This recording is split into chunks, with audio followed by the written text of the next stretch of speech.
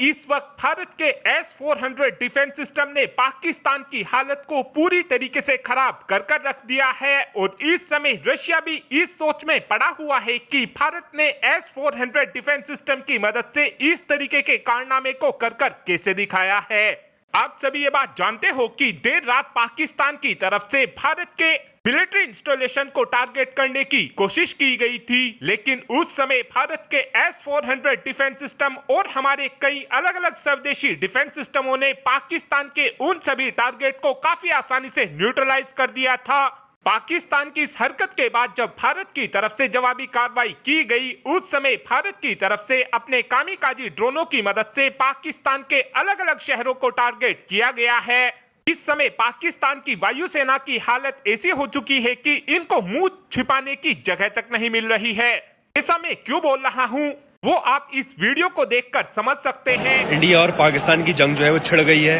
इस्लामाबाद में जा रहा था, सही है, लेकिन इमरजेंसी फ्लाइट जो है हमारी वो लैंड हुई है पेशावर में। अब कुछ नहीं पता कब तक हम यहाँ पे रहेंगे। फड्डा हो गया है, वहां पे फड्डा हो गया है और जंग छिड़ गई है इंडिया पाकिस्तान की। पाकिस्तान ने यहाँ से 4 अपने जंगली जहाज भेजे थे, जिसमें से 2 वापस आ गए और 2 नहीं है। इस वीडियो ने इस समय इस बात को तो पूरी तरीके से क्लियर कर दिया है कि इस समय पाकिस्तान की वायुसेना के फाइटर जेट खूब दबाकर भारत के डिफेंस सिस्टमों के द्वारा मारे जा रहे हैं। इस समय अगर पाकिस्तान की वायुसेना की तरफ से भारत के खिलाफ अपने कोई भी फाइटर जेट या फिर मिसाइल को दागने की कोशिश की जा रही है, तो उस कंडीशन में हमारा S-400 डिफेंस सिस्टम पाकिस्तान की उन मिसाइल और फाइटर जेट को 600 किलोमीटर पहले ही ट्रैक कर रहा है और जैसे ही पाकिस्तान के ये हथियार 400 किलोमीटर की रेंज में आने की कोशिश करेंगे, उस समय हमारा S-400 डिफेंस सिस्टम पाकिस्तान के इन हथियारों को पाकिस्तान के अंदर ही मारकर गिरा देगा। और ऐसा नहीं है कि रात हमारे S-400 डिफेंस सिस्टम ने ही पाकिस्तान के टारगेट को हिट किया है। रात के समय पर हमारे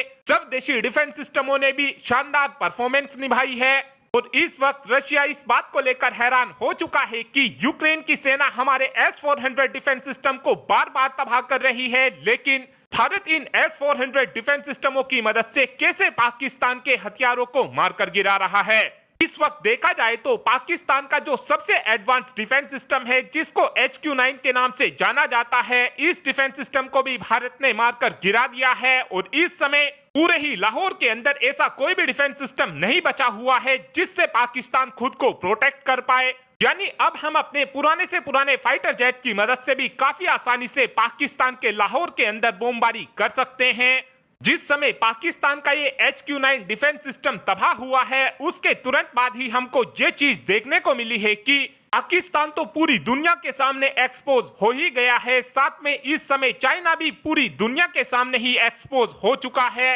इस वक्त सभी देशों को ये चीज लगनी शुरू हो गई थी कि चाइना की तरफ से अच्छी क्वालिटी के अब हथियारों को बनाना शुरू कर दिया गया है, लेकिन जैसे ही भारत ने HQ-9 डिफेंस सिस्टम को मारकर गिराया है, उसके बाद चाइना के हथियारों की एक बार फिर से भद पिटनी शुरू हो चुकी है। और इस वक्त जो देश चाइना से हथियार खरीदने के बारे में सोच रहे थे, अब उन देशों की तरफ से भी चाइना के हथियारों को खरीदने से पहले 10 बार जरूर सोचा जाएगा। लेकिन इस चीज का आने वाले समय में हमको ये जरूर फायदा देखने को मिलेगा कि भारत की हथियार मार्केट एकदम से ही बूम करनी शुरू कर देगी, क्योंकि अब सभी देश ये बात अच्छे से समझ चुके होंगे कि भारत की तरफ से इस समय काफी ज्यादा क्वालिटी के हथियारों को बनाकर तैयार किया जा रहा है और इस समय भारत के ये हथियार लगातार वॉर प्रूफ भी होते जा रहे हैं। यानी आने वाले समय में हमारे हथियारों की मार्केट एकदम से ही बूम करने वाली है और जो देश चाइना के हथियारों को खरीदने के बारे में प्लान कर रहे थे, आने वाले समय में उन देशों की तरफ से भारत के हथियारों को खरीदना शुरू कर दिया जाएगा।